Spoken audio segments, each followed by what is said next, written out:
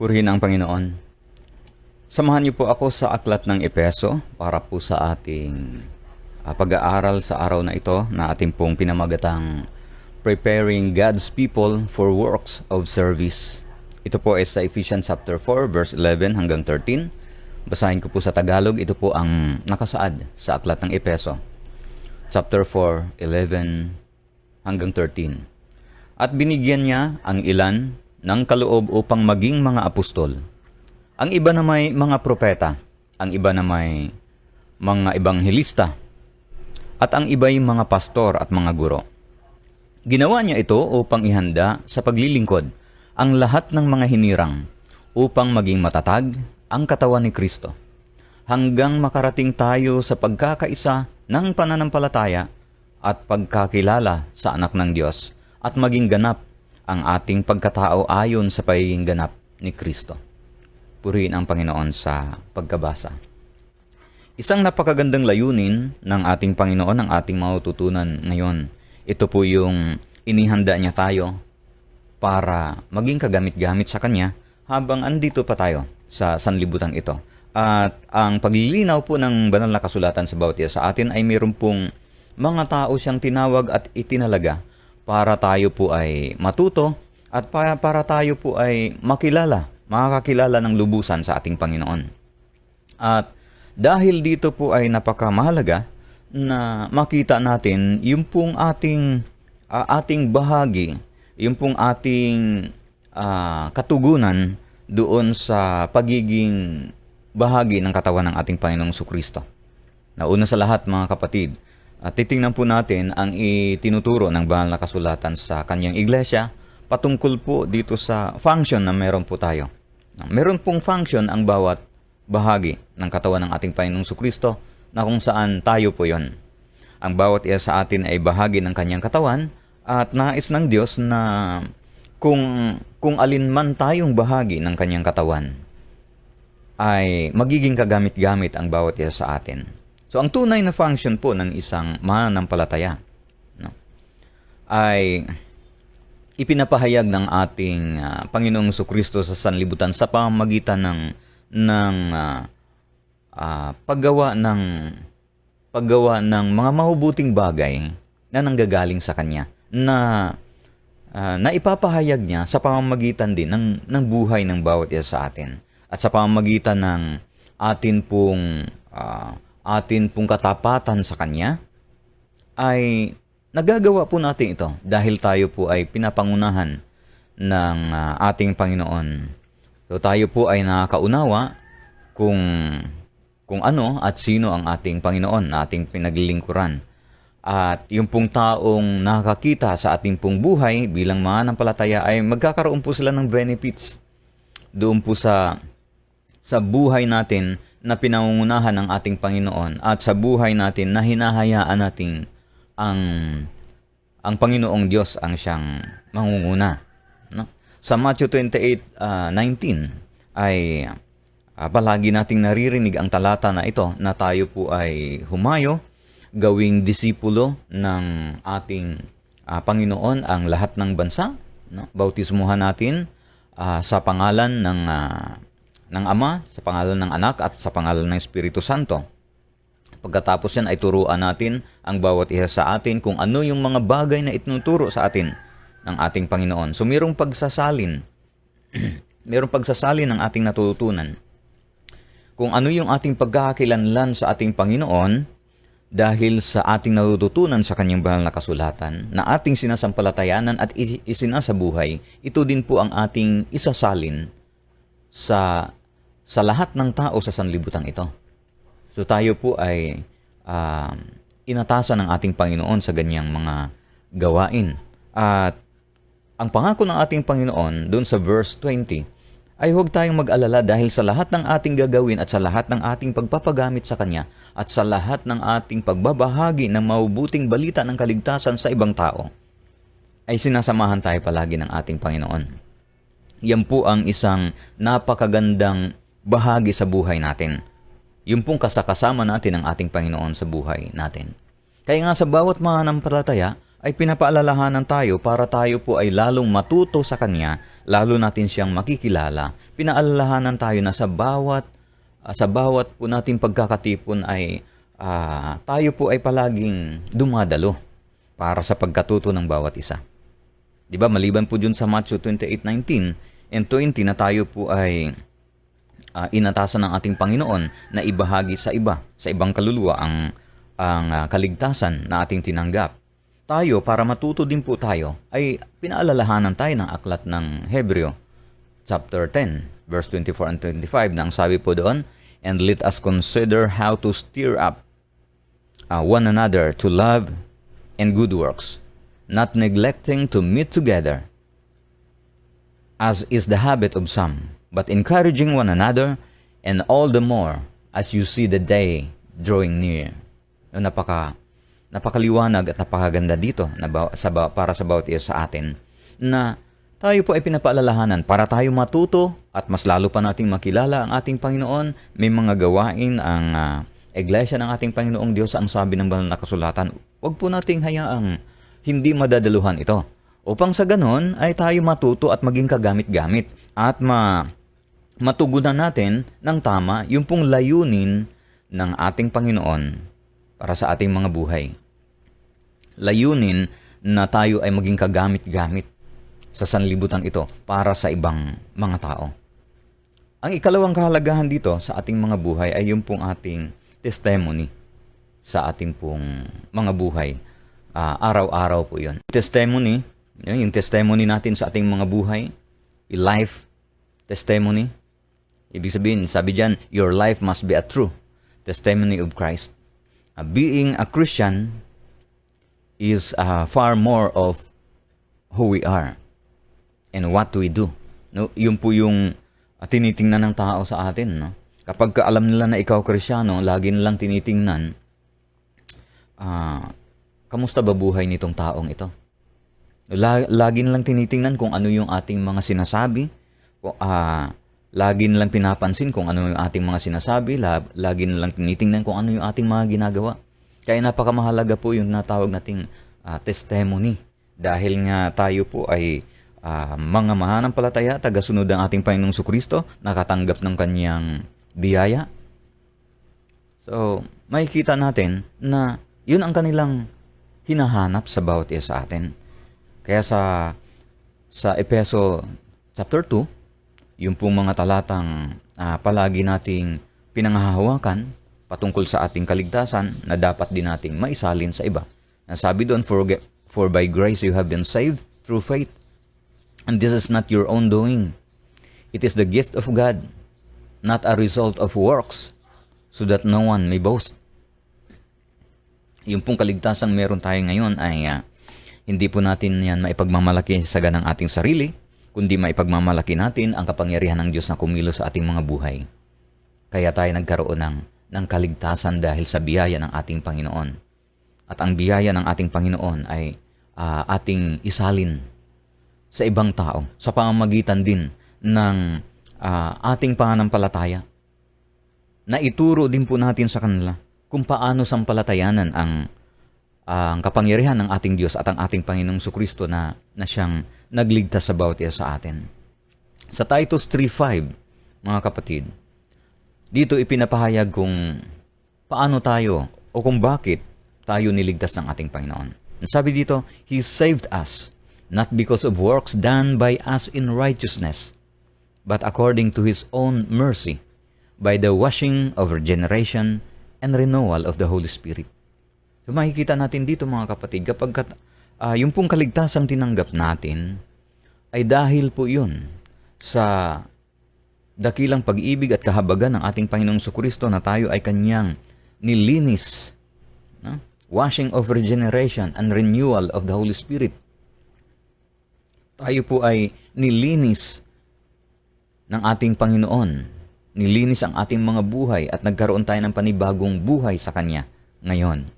So yun po yung mga bagay na mas magandang makita sa buhay natin. Makita ng ibang tao sa bawat isa sa atin. 'Di ba meron pong mga Christian quotes na atin pong nababasa. At dito po ay gusto ko pong ilagay ito. Napakaganda at makatotohanan po ito sa banal na kasulatan. Ito pong mga sinasabi ng mga tao patungkol sa isang Kristiyano. Sabi po dito, your story is the key that can unlock someone else's prison. Maraming mga tao pong hindi naging malaya sa mundong ito. At sa pamamagitan ng kwento ng buhay natin at sa pananampalatayang nahahayag para sa kanila, magkakaroon po ito ng malaking gamit at sila po ay ma-release doon po sa tanikala ng sanlibutan ito. Kaya sabi diyan, your story is the key that can unlock someone else's prison. Ang sabi din ng iba, only God can turn mess into a message, a test into a testimony, a trial into a triumph, and a victim into a victory. Di ba lagi po, kung hindi po ako nagkakamali, ay nabanggit ko na rin po sa bawat isa sa atin sa pag-aaral natin, itong salitang a victim into a victory. Tayo ay na dating biktima ng sanlibutan ito. Subalit ngayon ay napagtatagumpayan ng ating Panginoong Jesucristo ang lahat ng bagay na yan. Kaya ang bawat isa sa atin ngayon ay nagtagumpay na dahil sa ating Panginoon. At sabi pa nga dito sa ikatlong quotes na ating pong inilagay, your testimony is the story of your encounter with God and what role He has played throughout your life. Yung pong testimony ng buhay natin ay kung paano tayo nakikipag-ugnayan sa ating Panginoong Diyos araw-araw, nakikita po ng tao yan. At tunay nga na kung anuman ang mga mabubuting bagay na kanilang nakikita sa buhay natin at sa bawat isa sa atin, hindi po yan sa pamamagitan natin, kundi sa pamamagitan niya ng pangunguna ng ating Panginoong Jesucristo sa buhay natin na hinahayaan natin. Na ibig sabihin ay sumusunod tayo sa kanya pong nais o sa kanyang will sa buhay natin. Kaya nakikita ng tao yung pagbabago. Dahil hindi po natin kayang gawin ang mga mabubuting bagay, ang tunay na mabubuting bagay, kung hindi po ang kabanalan ng Diyos ang siyang nangunguna sa bawat isa sa atin. Sa makatuwid mga kapatid sa buhay natin, dapat makikita natin yung goal natin at magkakaroon tayo ng goal para sa bawat isa sa atin. Ang goal natin ay magkaroon ng tuloy-tuloy na karunungan sa ating Panginoong Diyos. Dahil sa karunungan ng ating Panginoong Diyos, yan ang susi para maitama natin ang lahat ng bagay.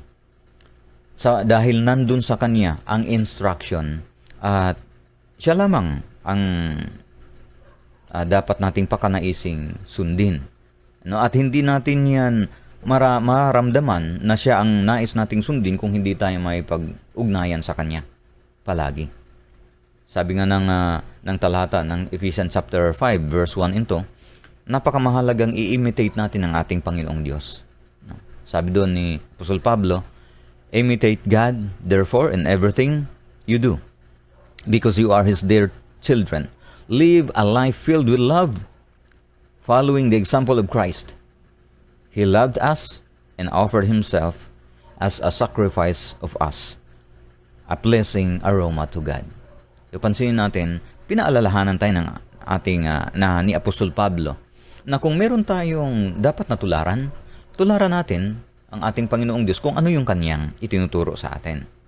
Sa lahat ng ating mga ginagawa bilang mga anak ng Diyos, dahil tayo po ay tinuring na anak ng Diyos dahil sa ating Panginoong Jesucristo, sundin natin, utularan natin ang Kanya pong ginagawa o Kanyang itinuturo sa bawat isa sa atin. Ito'y sa pamamagitan ng ating Panginoong Jesucristo na tayo po ay mamuhay araw-araw ng punong-puno ng pag-ibig sa bawat isa, punong-puno ng pag-ibig sa ating Panginoon.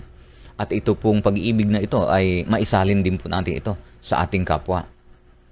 At makikita natin dito, marami pong mga halimbawang itinuturo sa atin ng ating Panginoong Jesucristo patungkol sa Kanyang buhay.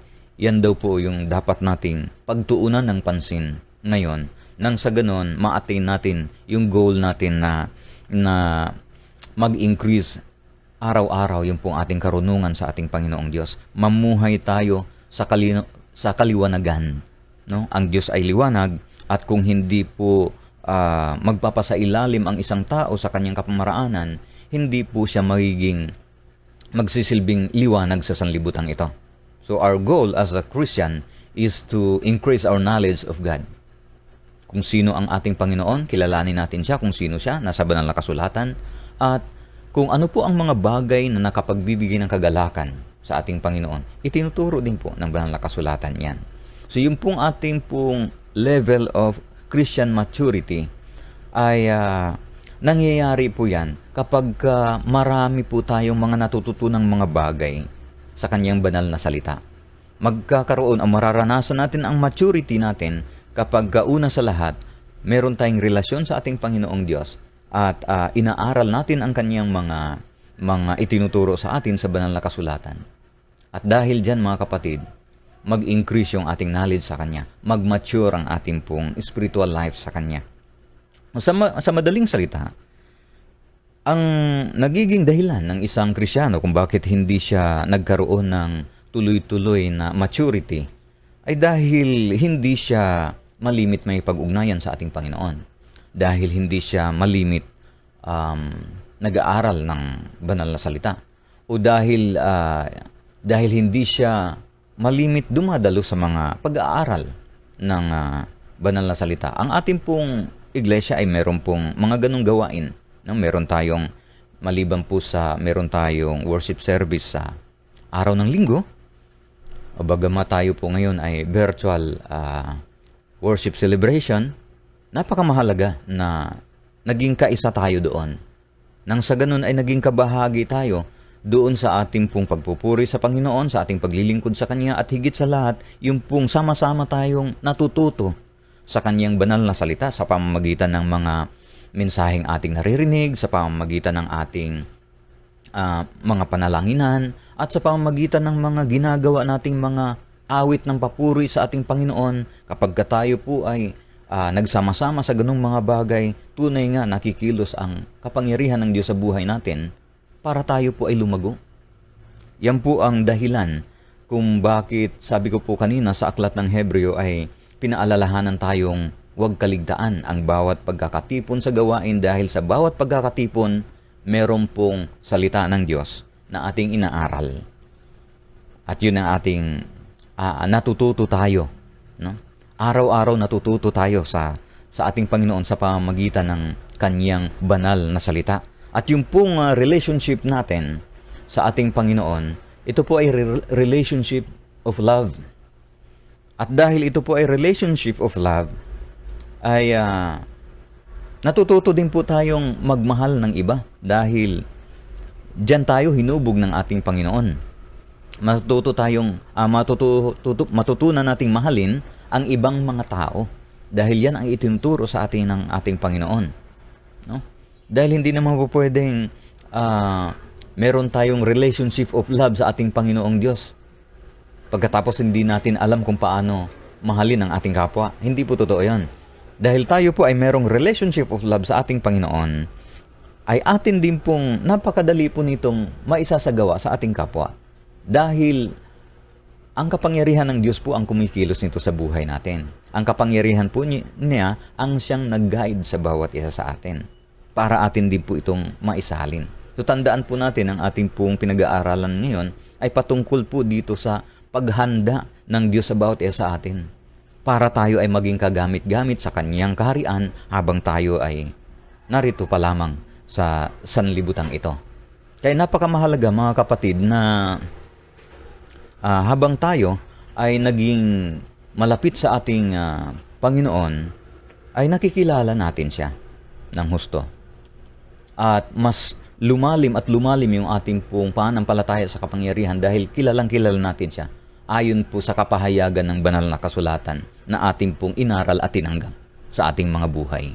Napakamahalaga po yan. At pagkatapos niyan, ay huwag nating kalimutan yung pong paglaan ng oras para sa ating Panginoon. No, spend time with the Lord.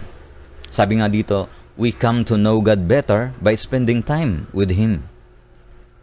By spending time with His Word. No? By spending time with our fellow believers. Okay? By spending time through prayers. No? Nakikilala natin ang ating Panginoong Diyos sa pamamagitan ng mga bagay na yan. At nakikilala natin siya sa pamamagitan ng pakikinig natin sa kanya pong mga sinasabing nakasaad sa banal na kasulatan. At nais ng Diyos na tayo ay matuto.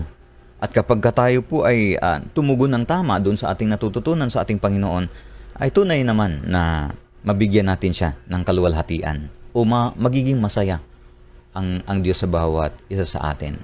At kapag naging masaya ang Diyos sa bawat isa sa atin, mararanasan natin na malapit siya sa atin. Yun po ang katotohanan ng naging karanasan ng bawat mananampalataya at ng bawat lingkod ng ating Panginoon. Sa James 4:8, ang sabi po roon ay, come near to God and He will come near to you. Hayaan natin ang ating sariling, sa Diyos natin ilapit ito. Huwag sa sanlibutan ito dahil mabibigo lang tayo. Kung meron tayong mga gustong gawin, meron tayong mga nakikitang mga bagay na kailanganin natin, ilapit natin yan sa ating Panginoon. At hindi niya tayo bibiguin dahil alam ng Diyos kung ano ang naaangkop na pangangailangan ng kanyang mga anak. Come near to God and He will come near to you. And in John 14:1, sabi ng ating Panginoong Jesucristo sa unang talata, do not let your hearts be troubled. Sabi ng ating Panginoon, trust in God, trust also in me. Totoo po yan, mga kapatid. Sa mundong ito, marami po talagang troubled. Marami pong troubles na ating pong mararanasan. Marami pong pain. Maraming sorrows. No? Nabanggit natin ng mga nakaraan. Ilang beses na nating napag-uusapan yung mga bagay na yan. Yan po ay present palagi sa sanlibutan ito. But ang sabi ng ating Panginoon, huwag tayong magulungihanan. Sa halip ay magtiwala tayo sa Diyos. Magtiwala tayo sa Kanya. Sabi ng ating Panginoong Jesucristo. Paano ba lumapit sa ating Panginoon? Paano ba mag-spend ng time? Sa ating panalangin, mga kapatid, sabi ni Peter sa unang Pedro, sa unang sulat niya, chapter 5, verse 6 and 7, sabi niya, humble yourselves, therefore, under the mighty hand of God, that He may exalt you in due time, casting all your care on Him, for He cares for you. Malinaw dito na sa ating paglapit sa ating Panginoon, ito ay punong-puno dapat ng pagpapakumbaba dahil Diyos yung ating kaharap. No? Creator natin po yung ating kaharap. Kaya napakamahalaga yun po yung ating pagpapakumbaba sa ilalim ng Kanyang walang hanggang kapangyarihan. Yung pong humility, no? Before God, kapag tayo po ay lalapit sa Kanya, ay napakamahalaga po yan. At ang sabi dito ni Peter, that He may exalt you in due time.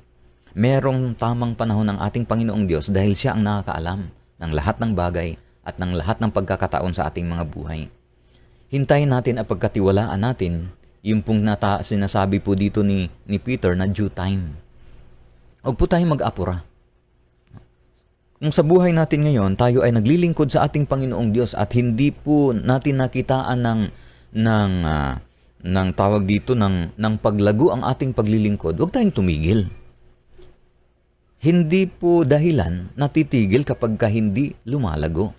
Sa halip, kapag nakikita nating hindi lumago yung pong area ng ministry na meron tayo o hindi lumalago ang church na kinabibilangan natin, kilalanin natin ng husto ang Panginoon. Silipin natin ang Kanyang banal na salita at ipapahayag niya sa bawat isa sa atin kung ano ang kadahilanan nito.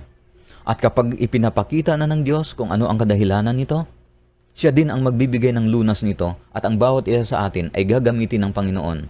Kung nanaisin nating magpagamit sa Kanya, gagamitin niya ang bawat isa sa atin para lumago ang Kanyang iglesia. Siya po ang magpapalago ng Kanyang iglesia, hindi po tayo. Ang atin lamang pong narapat na maging katugunan sa ating Panginoon ay pagkatiwalaan ang Kanyang salita na itinuturo sa atin at ilagay natin sa ating mga buhay. Dahil napakamahalaga, mga kapatid, na makita ng mga tao sa labas yung pong napakagandang testimony natin sa buhay dahil tayo po ay tagasunod ng ating Panginoong Jesucristo. At alam niyo kapag mayroon po tayong mga problemang dinaranas sa mundong ito, kahit ano man yan, kahit umabot man yan sa buhay at kamatayan, kahit umabot man yan sa pagkawala natin ng mga bagay sa ating mga buhay na pinapahalagahan natin, ang sabi ng ating Panginoon, ito po yung kanyang pangako. Panghawakan natin ito. Napaka well-known na talata ito, mga kapatid. Pero hindi natin alam kung talagang pinagkakatiwalaan ba ng mga Kristiyano itong salitang ipinangako ng ating Panginoon. Sabi niya, John 14:27, "Peace I leave with you. My peace I give to you, not as the world gives. I give it to you." Sabi niya dito, "Let not your heart be troubled, neither let it be afraid." Sabi ng ating Panginoon, huwag tayong mabalisa, huwag tayong mabahala. At huwag tayong mga takot. Dahil tayo po ay wala na sa ilalim ng pananakot ng sanlibutan ito. Yan ay napagtagumpayanan ng ating Panginoong Jesucristo, kaya tayo po ay malinaw na nagtatagumpay na dito. At hindi na tayo dapat nabubuhay sa takot. Sabi ng ating Panginoon, iiwanan niya sa atin ang kanyang kapayapaan. Siya lamang po ang makapagbibigay niyan, hindi po ang sanlibutan ito, ayon sa kanyang itinuturo sa banal na kasulatan, John 14:27. Now, bilang mga anak ng Diyos, bilang mga mananampalataya, tagasunod ng ating Panginoong Jesucristo, anuman ang mga pangailangan natin sa buhay, parang parang anak sa magulang, na sila po ang naghahanap ng supply para masuplayan po ang kanyang mga anak. The same thing with our God, mga kapatid. Ano man ang ating pangangailangan, isusuplayan ng ating Panginoon. Siya po ang gagawa ng kapamaraanan dyan. Magtiwala lamang po tayo sa kanyang kapangyarihan. Mahalaga po yan, mga kapatid. Pinakamahalaga po yung pagtiwala sa kapangyarihan ng ating Panginoon. Mahalaga po na may pag-ugnayan tayo sa Kanya palagi. Mahalaga po na naranasan natin na tayo ay naging malapit sa ating Panginoon. Mahalaga na maranasan natin at maramdaman natin na naroon po ang pangunguna ng Panginoon sa buhay natin. Ang pangunguna ng Diyos sa buhay natin. Mahalagang makita natin na pagkatapos ng buong maghapon, araw-araw sa ating mga buhay, merong katagumpayan. At lagi nating ipinagpasalamat, ibinabalik natin yan sa pagpapasalamat yan sa ating Panginoon. Dahil lagi tayong may oras para kaugnayin siya.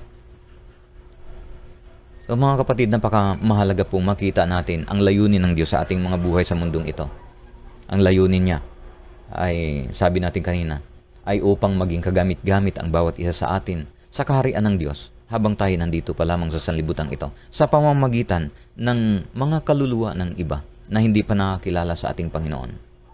Sabi nga natin kanina, paalala lang natin ito, hindi natin magagawa ito kapag ang testimony natin sa ating mga buhay ay hindi tama o sira para sa paningin ng mga taong wala pa sa ating Panginoon.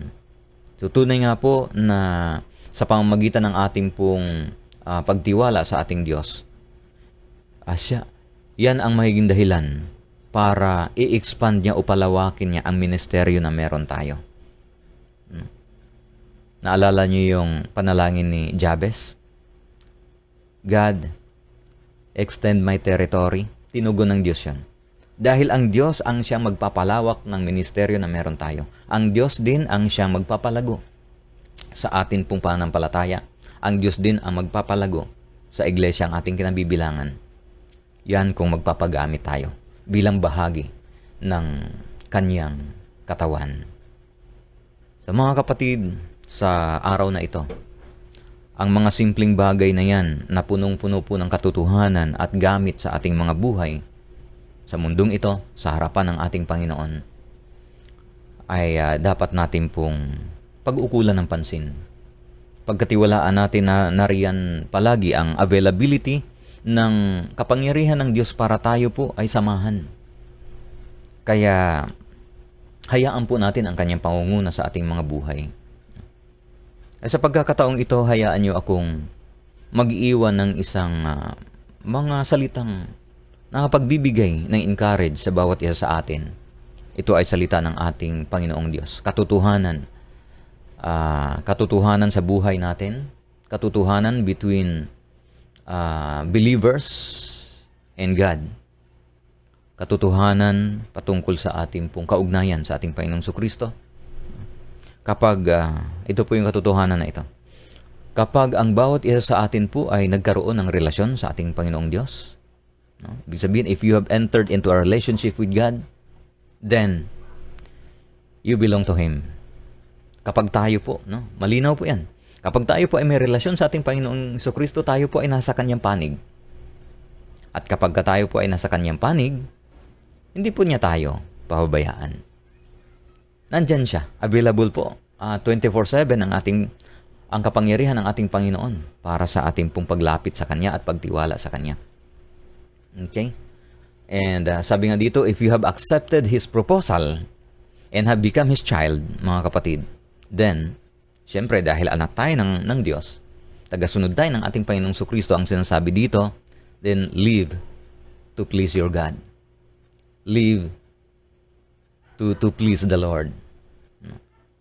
Hayaan nating matuwa naman ang Panginoon sa buhay natin. Hindi lang po yung palaging tayo lamang ang laging natutuwa dahil sa Kanyang provision at sa Kanyang pagkilos sa buhay natin. Paglaanan po natin ng pansin yung pong sitwasyon na sa araw na ito, natutuwa kaya ang aking Panginoon sa buhay ko? So, pansin natin yung mga katanungan na yan sa ating pong mga buhay. So, ngayon, sa pagkakataong ito, kamustahin natin muli ang ating mga sarili.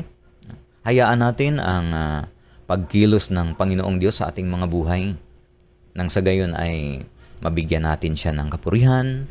Nang sa gayon ay magalak ang Panginoong Diyos sa ating mga buhay araw-araw.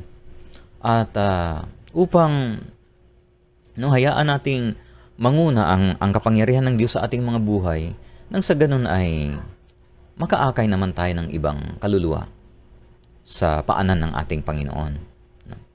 Inihanda tayo ng ating Panginoong Diyos para sa Kanyang layunin. So, tandaan po natin yan. Yan po yung ating pinag-uusapan at pinag-aaralan ngayon sa Kanyang banal na kasulatan.